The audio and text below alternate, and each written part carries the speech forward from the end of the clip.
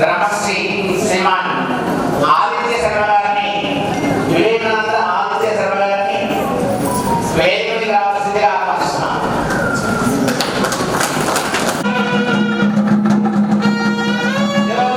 Swami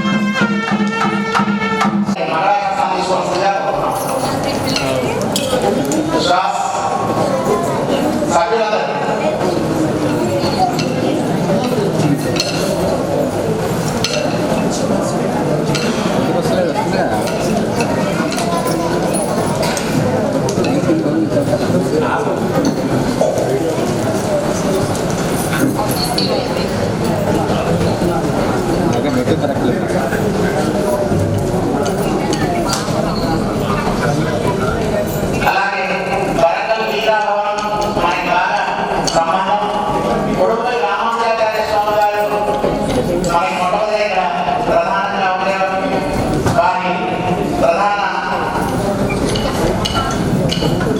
ఆంతరంగికులు అలాగే వారి ప్రధాన నరసింహరాజ స్వామి వారు ఏం చేసి స్వామి మంగళ స్వీకరించవలసిందిగా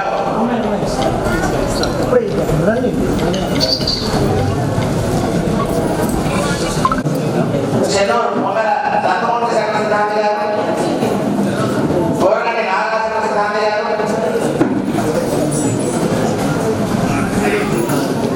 గోగిరెడ్ల ఏదైనా రమణాచార్య సిద్ధాంతి గారు, కొల్లమూల వేణుగోపాలాచార్య సిద్ధాంతి గారు, కొమ్మండూరి పార్థసారథి సిద్ధాంతి గారు, పాలనంద నిర్మల గొడవంటి సంపత్కుమారాచార్య సిద్ధాంతి గారు,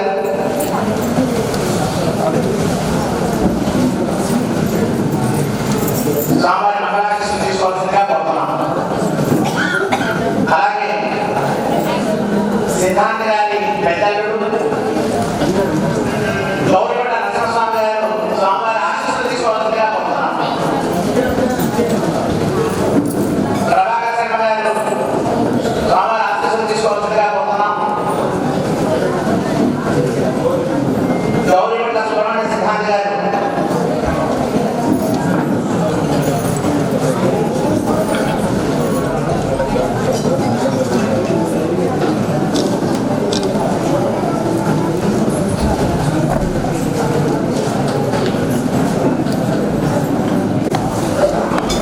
అలాగే ఆత్మవేది రామశర్మ గారు, శర్మ గారు,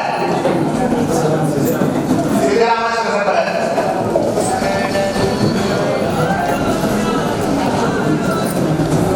శ్రీరామకృష్ణ శర్మ గారు,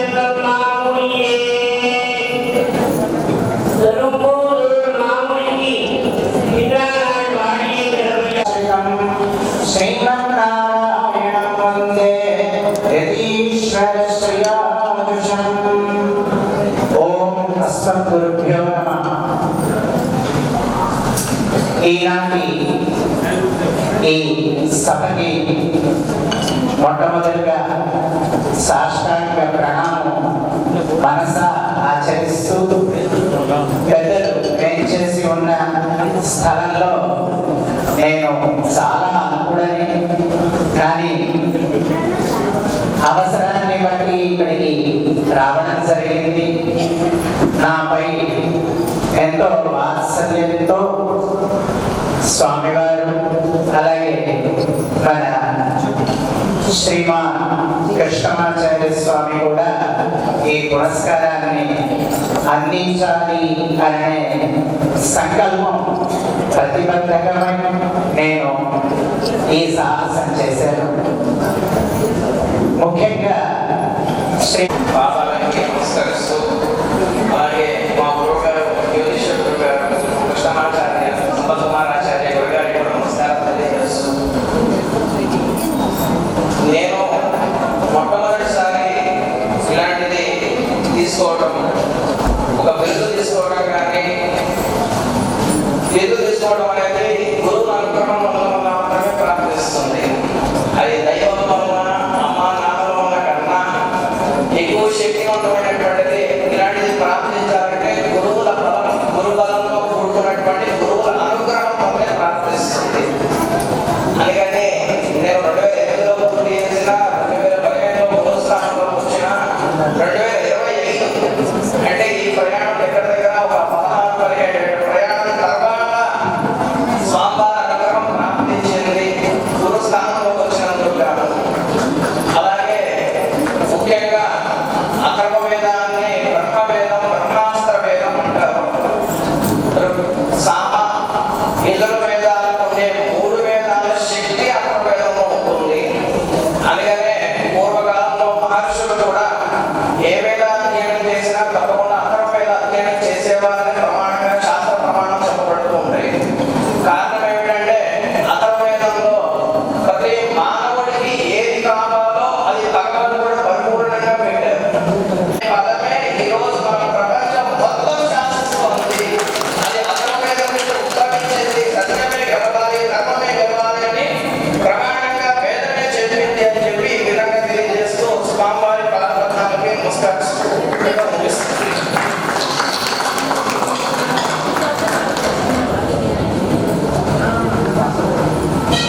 జై శ్రీమన్నారాయణ. ఒకసారి వారికి ధన్యవాదాలు తెలుపుతూ గట్టిగా తెలుపుతూ నాకు క్లుప్తంగా ముగించే ప్రయత్నం చేస్తాను. సభలో అనేక మంది వాళ్ళ వాళ్ళ వ్యవస్థలను ముడిగి ఉంటారు కాబట్టి ఈ వేదికలో ముఖ్యమైనటువంటి ఉద్దేశం ఏం కనబడుతున్నది, ఆచార్య పరిరస్య అనేటువంటి పేరుతోటి ఈ యొక్క గొప్పమైనటువంటి కార్యక్రమాన్ని తలపెట్టినారు. అంటే గురువులను విశేషించి స్మరణ చేస్తూ సత్కరించుకోవడం శిష్యుడి యొక్క లక్షణం. దాన్ని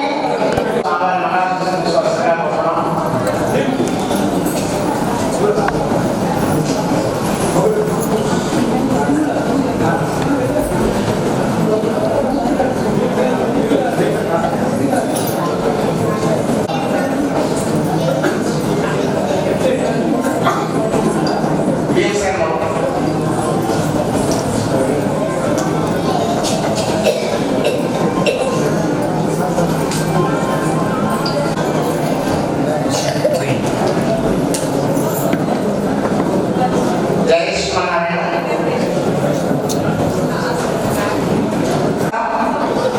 ఆ తర్వాత 1417లో మళ్ళీ ఒకసారి ఆ గ్రంథం పునరుద్ధరించమైంది. ఆ సంస్థ కలిగింది. ఆ తర్వాత మళ్ళీ ఆ గ్రంథం ఎప్పుడు దాకా ఎవరికి ఉన్నట్టు కూడా తెలియదు. ధర్మశాస్త్ర గ్రంథం అప్పుడు ధర్మశాస్త్ర గ్రంథం అప్పట్లో మన బ్రిటిష్ వారి కాలం రాకముందర అదే చక్కగా ఆనందించినట్టుగా దాంట్లో రాశారు. దాన్ని చక్కగా వాడారు కూడా. అది ఇప్పటిదాకా మళ్ళీ మన ఇక్కడ కనిపించదు. అలాంటి ధర్మశాస్త్రం ఉంది అని జీవిత వాహనుడు అని చాలా గొప్ప సంస్కృత పండితుడు వారు దాన్ని రాశారు. అప్పటి కాలంలో ఆ ప్రాంతంలో ముగ్గురే పండితులు ఉండేవారు. ఆ ముగ్గురు పండితుల్లో జీవన వాహనుడు అనేటువంటి ఒక ఆయన చాలా విశేషంగా రాశాడు. స్నాత సాంప్రదాయం ఎట్లా ఆచరించాలి, వైష్ణవ సాంప్రదాయంలో ఎట్లా ఆచరించాలి, మాత సంప్రదాయంలో ఎట్లా ఆచరించాలి, ఈ 3 కాకుండా మిగతా సంప్రదాయాల వాళ్ళు ఏదైనా వ్యతిరేకత అంటే అసమానతలు ఏర్పడినప్పుడు ఎట్లా ఆచరించాలి అనే ఒక విషయాన్ని చాలా స్పష్టంగా, నిర్దిష్టంగా, చాలా కఠినంగా చెప్పినటువంటి మహానుభావుడు ఆయన రాసినటువంటి గ్రంథాన్ని మన చిరంజీవి కృషి చేసేదాంట్లో ప్రధాన భూమిక ఎప్పటితో విడుదల చేయాలి అని మేము చాలా ప్రయత్నం చేస్తున్న క్రమంలో వాటిని కూడా అందుకోవచ్చు టైప్ చేయడం, దాన్ని సరిచూసేందుకు మా శ్రీమతి కొమండల కృష్ణ గురుపేటి దాంట్లో వారి సందేహాలన్నీ కూడా పక్కన కూర్చొని వాటిని సందేహాన్ని దూరం తీసేస్తూ కొన్ని రాత్రులు తెలుగు లిపిలో మార్చడానికి చాలా రాత్రులు కష్టపడ్డారు.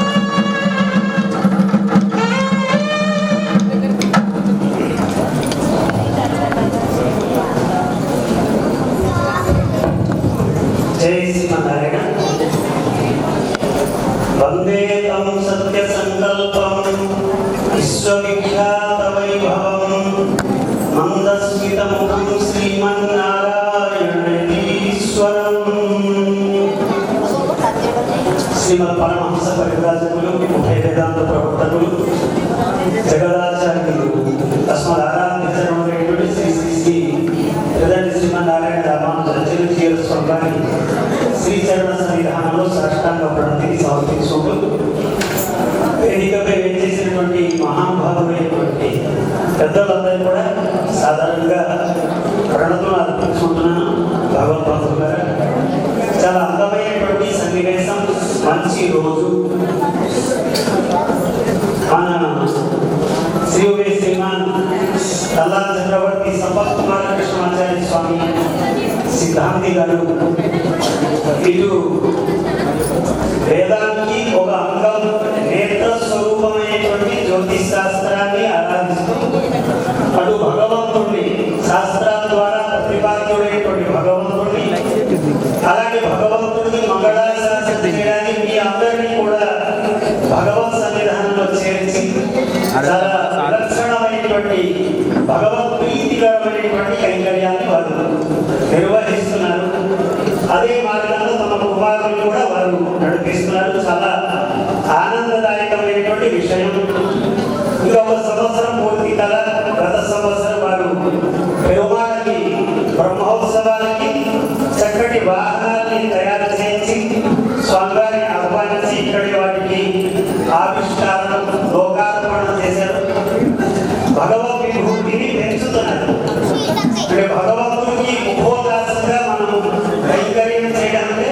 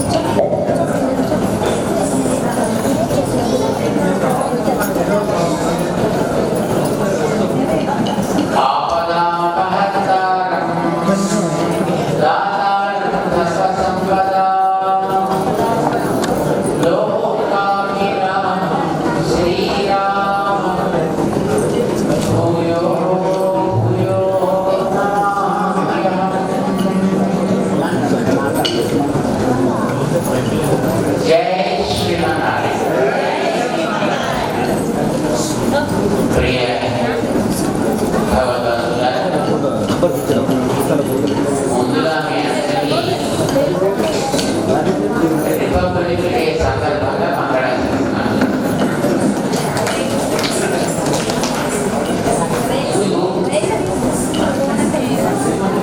రిపబ్లిక్ డేకి మంగళం చేస్తున్నాను.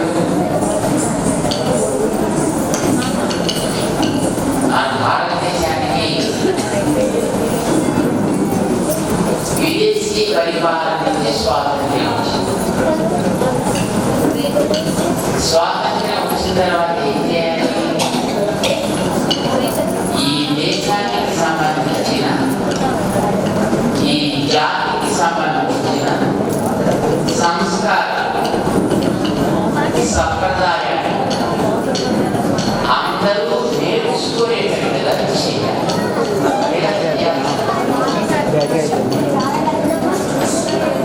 కానీ మనకి స్వాతంత్ర్యం వచ్చింది,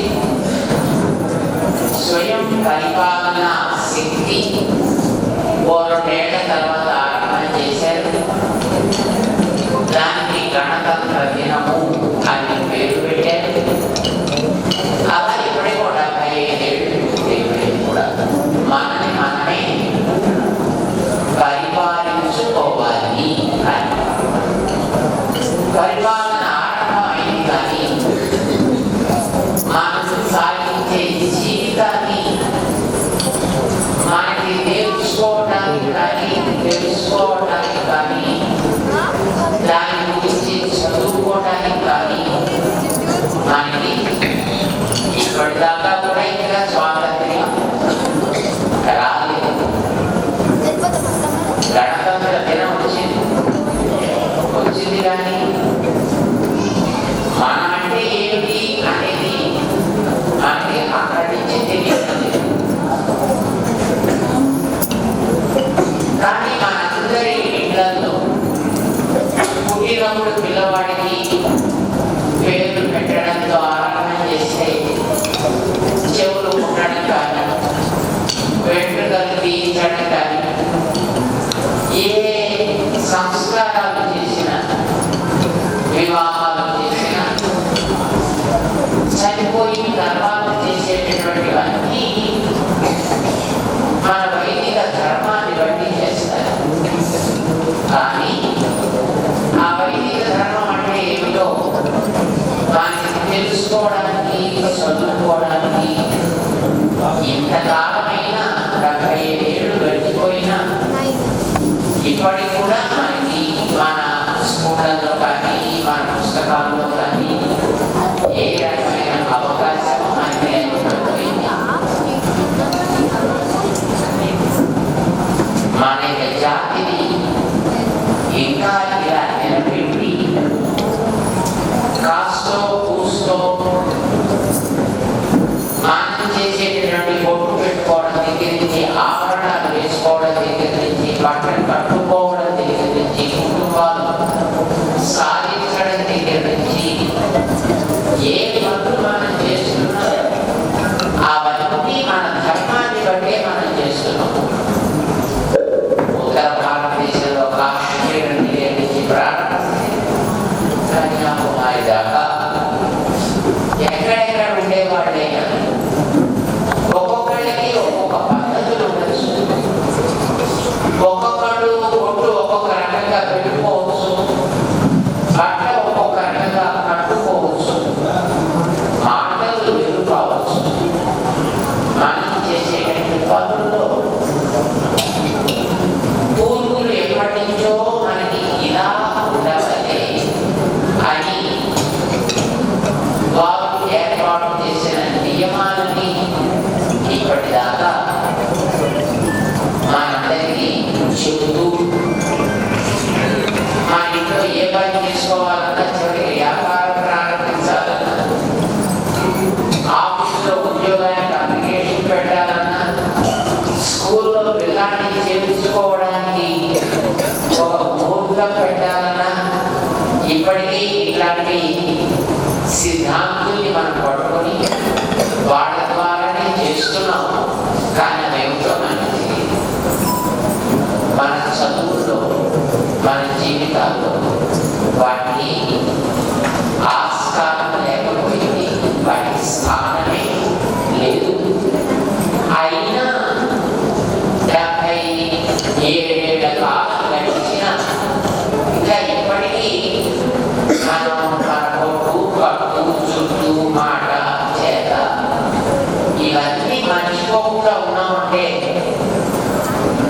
ప్రభుత్వాలు చేయలేని పని ప్రభుత్వాలు కనీసం వాటిని స్పృశిస్తే ఎక్కడ వాళ్ళకి పాపం అంటుకుంటుందో అది భయపడుతూ వాటిని ఊసెత్తడానికి కూడా ముందుకు రాని స్థితి ఈవేళ ఉంటే అలాంటి వాటిని ఇది మన జాతికి మన దేశానికి మన ధర్మానికి మూల సూత్రం కదా, ఇది ప్రాణం కదా.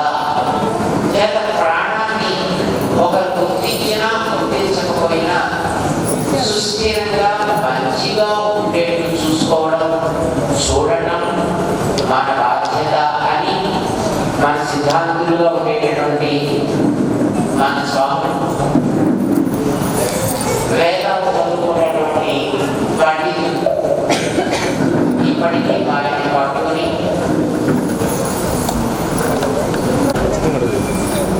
వాటిని సిగ్గు అనిపించడం లేదు, గర్వంగా చెప్పుకుంటున్నారు. వాళ్ళ గ్రంథాలు ఆ గ్రంథాల్లో ఉండేటటువంటి దైవాన్ని వాళ్ళు చేసే ప్రార్థనల్ని ఆ ప్రమాణ స్వీకార సందర్భంలో చక్కగా వాళ్ళంతా చేసుకుంటూ వాళ్ళకి విశ్వాసాన్ని ప్రకటించుకున్నారు. కానీ మన దేశంలో మనందరికీ తెలుసు, మీరెవరైనా సిద్ధాంతం ముహూర్తాలు పెట్టకుండా వీళ్ళలో పెట్టినట్టుగా చేస్తారా?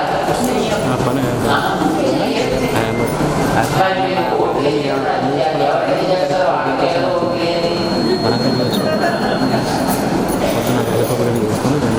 వాటిని నమ్మని వాటికి వాటి వేదన వాటికి ఓట్లేస్తారు.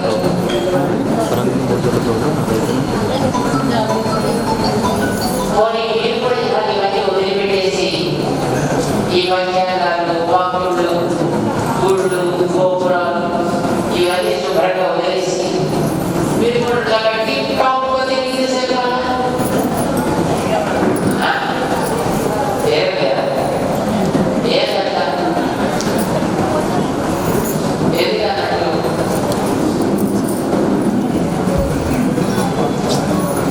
ఇలాంటి వాటిని నమ్మని వాడు, ఇలాంటి వాటిని రక్షించని వాడు, ఇలాంటి వాడిని పోషించని వాడని మన దరిదాపులో కనిపిస్తే దరికి కొట్టే ప్రవృత్తి మనలో.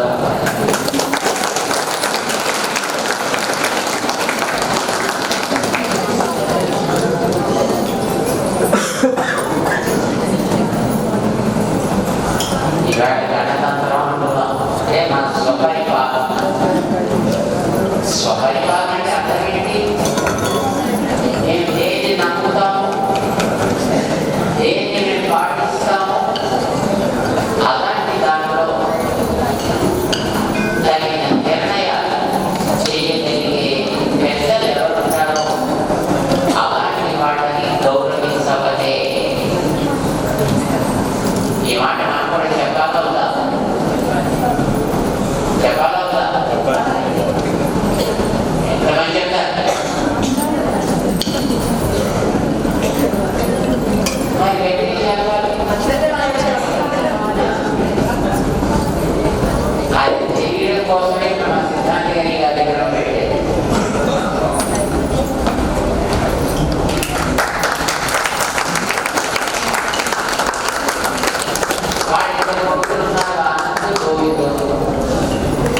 శుభ్రంగా వాడిని కూడా ఎంబీఏ చేసుకుని ఐటీ చేయించేసి ఏ విదేశాల్లో పంపించేసారు. అలా పంపించడం కాకుండా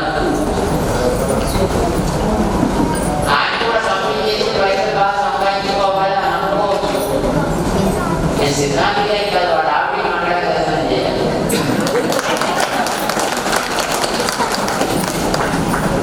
ఎందుకంటే ఆవిడ మా పిల్లలు సంప్రదాయం కోసం నిలబడాలి, లౌకికమైన చదువు చదివినా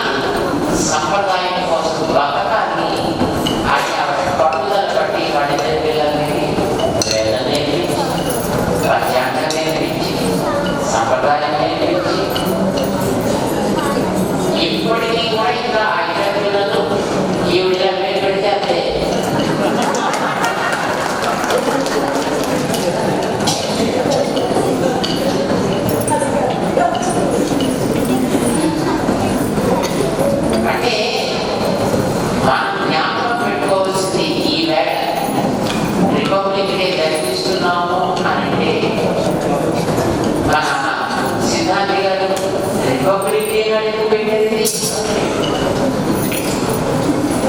ఇంకో రోజు పెట్టుకోవచ్చు కదా.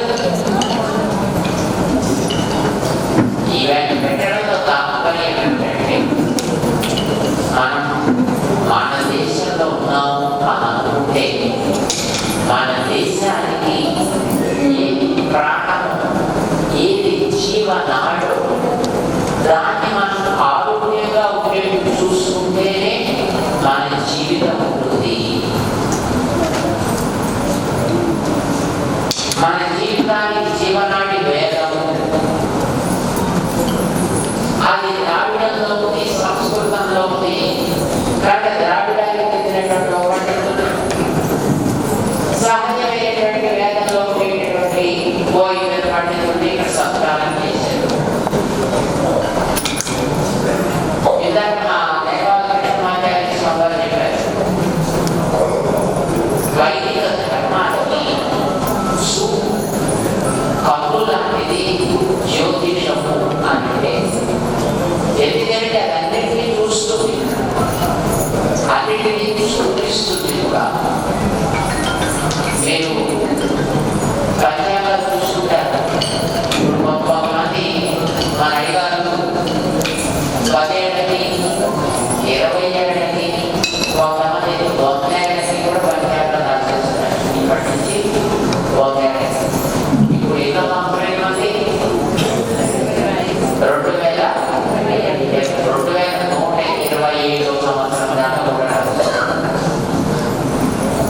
అప్పటిదాకా కూడా ఎప్పుడు సూర్యగ్రహణం వస్తుంది, ఎప్పుడు చంద్రగ్రహణం వస్తుంది, ఎప్పుడు గ్రహాలు ఏమేమి ఎక్కడెక్కడ ఎట్లా సంక్రమిస్తాయి, ఒక రాశిలో ఇంకో రాశిలోని ఎలా మారుతాయో అదేదో టెలిస్కోప్ పెట్టి చూడక్కర్ లేకుండా వాళ్ళ దగ్గర దీపం పెట్టి కూర్చుని పెన్నుతో రాసి చెబితే ఆకాశంలో అలాగే జరుగుతున్నాయి ఈ వేళ.